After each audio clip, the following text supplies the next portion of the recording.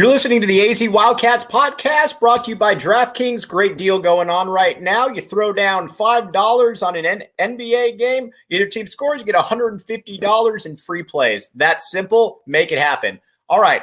Now, very fortunate enough to be joined by Mr. Sterling Deuce Lane, four-star linebacker out of Oaks Christian, one of the crown jewels of the U of A recruiting class. Deuce, how you doing, my man? I'm good. How you doing? Not too bad. First of all, take us through signing day a little bit. What was that like? And, just kind of take us through the process. I was at my grandma's house when I signed, actually, and it was such a proud moment for her because, I watched her eyes as she watched me sign, and her face, she began to cry a little bit, and I saw my dad, and it was just a happy feeling to get to sign in front of my grandmother. Now, this is something that every, player that ends up playing any form of football tries to get to. 99.9% of them don't get to that level. What was it like? Was it like, tears of joy that you were able to get this part, looking back at all the hard work? What was kind of your thought process during this awesome day? Yeah, it was a relief that all the hard work that I put in paid off. It was all the sacrifices my family made. It all paid off, and I was just blessed to be able to have that day and to be able to sign to a college I want to go to. Okay, so you just mentioned the college you want to go to. This is a new era, obviously, of Arizona football, and I'll be honest. In the past 5, 6, 7 years, before Jedd Fisch got here, we were used to, and this isn't a slight to anybody, but we were used to covering a lot of guys who were choosing Arizona over, San Jose State or, schools like that. You were one of the first ones when it hit. It's like, whoa, that dude's a little bit different than, the guys that we've been signing in the past. What was what about Arizona? What about Jedd Fisch made you want to be part of this new era of Arizona football? Yeah, one, how good of a coach he is. How much I feel like he could develop as a player. Second, his vision on what he sees Arizona to be in the next 4 to 5 years as he drafts his 22 class into the program. What he wants us to do for the program and what he can make us or help us achieve going down the road. Oh, okay. So, what was his recruiting pitch like to you then? When did he, he took over in late December? When did he get in contact with you, and just how did all that go? He got in contact with me pretty. I want to say at least like 2 weeks after Coach Ricky Huntley did, because I was talking to Coach Ricky Huntley more than Coach Fisch, and when I called him after the phone call, I was like, "This is a really good coach, and it's a really good dude." And after that, I just trusted him from there. Mm-hmm. Okay, so now let's go back a little bit. Now let's talk about your football odyssey, because when you look at you on film, obviously you play for one of the better high schools in the country. You play in a Southern California region where there's a lot of 4 or 5-star type guys, but you do stand out. Have you always been a guy that was a little bit bigger, a little bit faster? Were you a late bloomer? Take us through the Sterling Lane odyssey into becoming a 4-star recruit. I wasn't always bigger than fast as everybody. I had my athleticism that got me so far that after I started putting the work in around my sophomore year, junior year, it just started to show, and I began to surpass certain people and how to play style. I feel like me starting out, I've always just had that passion and that drive for football that has always led me to keep going. And I feel like that's just what kind of separates me from people. Okay. Now, when you went to at Oaks Christian, take us through a little bit. Did you always know that you were going to go there? Was that all right? How did that go? How did choosing a high school? How'd that go? Yeah. So I moved here my freshman year from Minneapolis, Minnesota, and I went to right at the high school in Pasadena. I was under the head coach, LeVar Arrington. That was my head coach, and my sophomore year, me and my dad, me and my family, we just decided to transfer schools for certain reasons, and we were looking at schools like San Francisco, Loyola, modern day, all that. That I met with Coach Kai. I met up with Coach Kai. He was training the session on Saturday, and after that, I liked the school. I took the tour. After the tour, my parents loved it. I loved it, so we just signed to the school. And Did you have a school? Did you have a school that you grew up rooting for, a college team? Nah. Okay. I wouldn't say Michigan because like my mom's a Michigan fan, but nah, not really. Okay. Now let's talk a little bit about how you're going to be utilized, how Jedd Fisch sees you. So he starts the recruiting process, and obviously you're a guy that could go pretty much anywhere you wanted. If you really wanted to go to a place, you could probably go there. What was his pitch? How did he see you playing next year? What kind of role does he see for you? He broke it down where he didn't make it too complicated for me to do. He made everything simple. He said, I'm gonna use your talents and what you're good at to help you to succeed. I'm a very aggressive, disruptive in the backfield type player. So he says, I see you coming off the edge and doing what you do. He says he wants me to do what I do best, and what I do best is go after the quarterback, and that's really how he wants to use me. We had when we put out on Twitter that you were going to come on, we had a guy ask, and he said, "Is this? Do you kind of see yourself as a guy that can be that run stopper, but at the same time, though, when you're coming off the edge, you're looking to get to that quarterback, kind of a jack of all trades type linebacker?" Yes, sir. Because I saw it was one coach. I saw a video on social media. He said, in order to get to the quarterback, you have to earn that right. So you got to stop the run. After I heard that, I've always really, I want to say, not perfected, but really worked hard to be able to stop the quarterback. I mean, stop the run in order to get to the quarterback. Okay, so yeah. Arizona's made a killing in the Southern California region. It's probably the highest rated recruiting class that Arizona, certainly in the last 15 years, has brought in. Are you in? Obviously, you go to a different school, but are you in touch with some of these guys? Your T-Max, your Kean Burnett's, your Noahs. Have you talked with those guys? Yeah, I have a little bit. Yes, sir. Okay. Yes, sir. Now,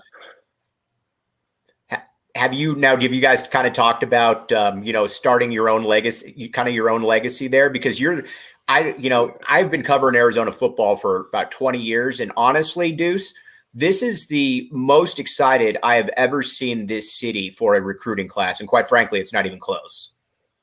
Yes, sir. Yeah. Did you? So like that there.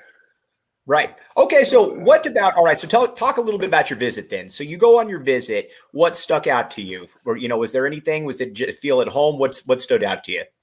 Yeah. That feeling of when you after a vacation, we come back home, it's just that feeling you get when you're home. That's what I kind of got at Arizona. I love the school, the academic side of it, because I want to major in business. I love their business program. And on the field, I stepped onto the field and I could just watch myself and visualize myself making plays on that field. And after that, it just kind of stuck with me that I should be here. Was there any player growing up that you idolized? Anybody you kind of patterned your game after a little bit? Yeah, I tried to be like Von Miller and have the aggressive mentality like Ray Lewis. Okay, very cool. Now, talk a little bit about the coaching that you've received at Oaks Christian. Again, one of the better programs in the entire country. When you came in there, what did the coaches say you needed to work on? What did they think you're really good at? Take us through all of that. They said I was really athletic and my pass rush was decent. They said I really need to work on using my hands more in my footwork and mainly just getting stronger. And when they told me that, that's when I really dug deep and started to work on those things. Okay, so what are your goals for next year? Obviously, college football is a little bit different than college basketball.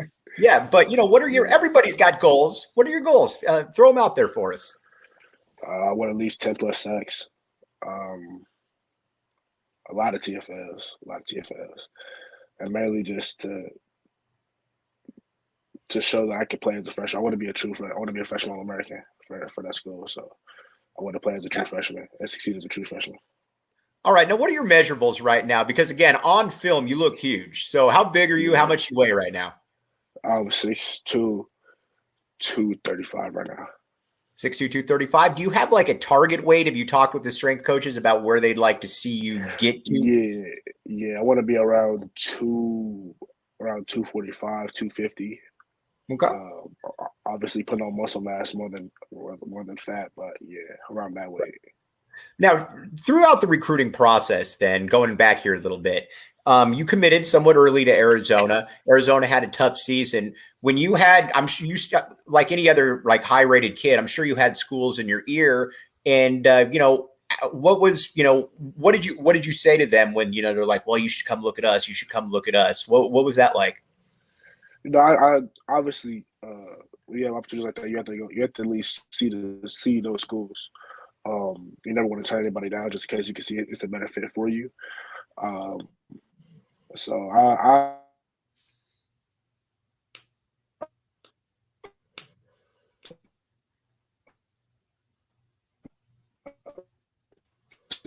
Okay.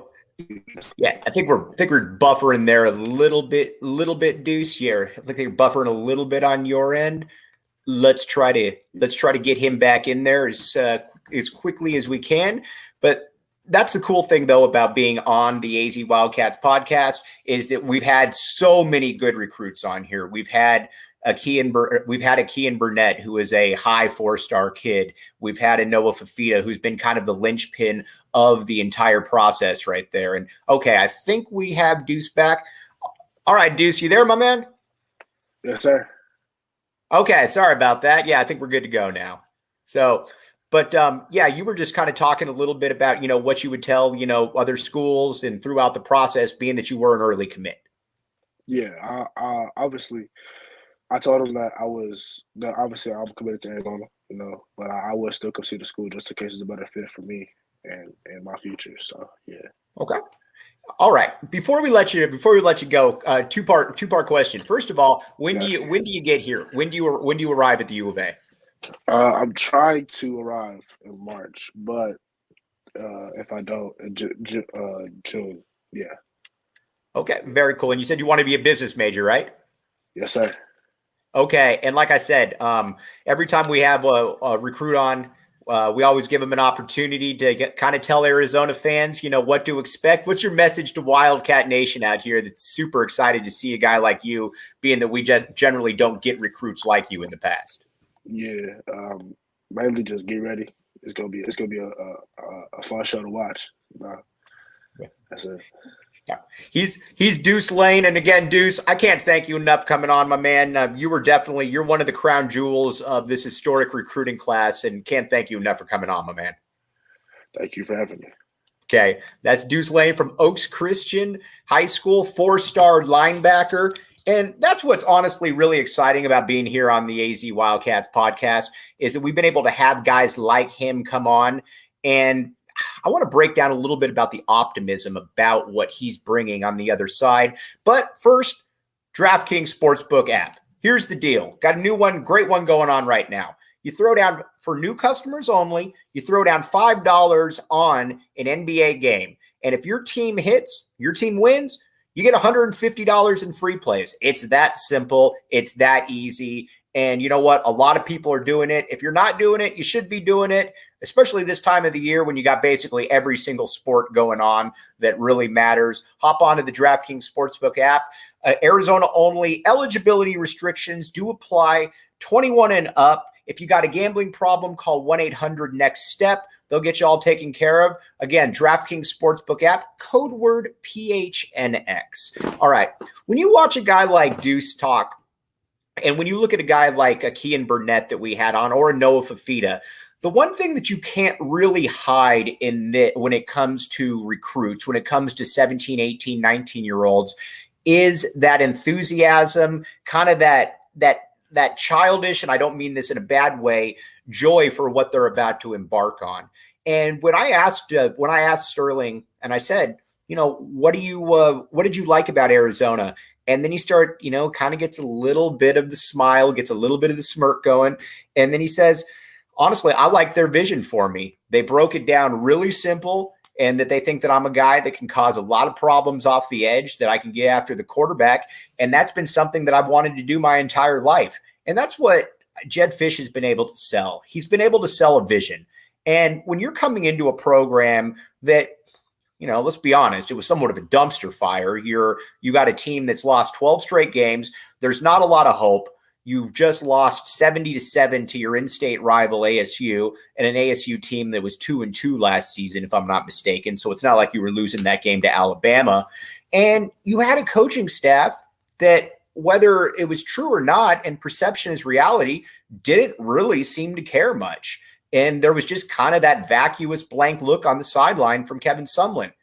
Jedd Fisch comes in, and first people are like, who's Jedd Fisch? And I knew who he was, but, you don't really think that he's going to become the head coach of your program. And he comes in and he says, recruiting will be the lifeblood of this program. And you hear comments like that, you hear remarks like that, but I mean, generally any coach is going to say that. What coach is going to say, oh, by the way, I don't really care about recruiting? That isn't generally how the way things go. But he was a man of his word when it came to this. And Sterling Lane was one of the first dominoes to drop. And I wasn't blowing smoke early on there when I said that Arizona fans in the last, 6, 7, 8 years, not used to getting guys like that. So when Sterling Lane committed, that was one of the first ones, along with Noah Fafita, where it's kind of like, what's going on here? And then before long, Kean Burnett flips his commitment from USC. And, to cap everything off, you've got a guy in T-Mac, Tatora McMillan, who's arguably the best wide receiver in the nation, who's going to be coming here next year, which was just kind of a whoa. That's when you knew things were different. And there's another guy that Arizona might be announcing a signing of, another 4-star. I'm not going to get into any hints there, but I do like his name. I'll leave it at that. But this is an exciting time for Arizona football. And the reason that people like recruiting is because recruiting can sell hope. And at this time last year, I obviously wasn't here at the time, but trying to sell hope when you're bringing in a top 60 ranked recruiting class, or guys that are choosing Arizona over McNeese State, or, directional schools, that's difficult. That's not something that's easy to sell, because what the general fan who's not going to be looking and saying, oh, is he the 297th ranked player? They're curious about offers. They're curious about, okay, who can go where? And so when you see a guy like a Sterling Lane, who can go pretty much anywhere he wants, you look at his offers, and he's the kind of guy that if he called LSU and said, by the way, I'd like to be your linebacker, LSU is probably going to find a spot for him. He's that type of dude. But then you look at other guys. You have another wide receiver who we didn't even mention, who is a USC decommit. So you've got 2 USC decommit pass rushers right there, on top of arguably the best wide receiver in the nation. You've got a running back in Jonah Coleman, who's one of the better all-purpose backs. You've just got a guy in Price Hawk who's a top 250 DB out of Bishop Alamany in Mission Hills, California. You've got a lot going on here, and that's a big tip of the cap to Jedd Fisch right there, because this wasn't something that was done overnight.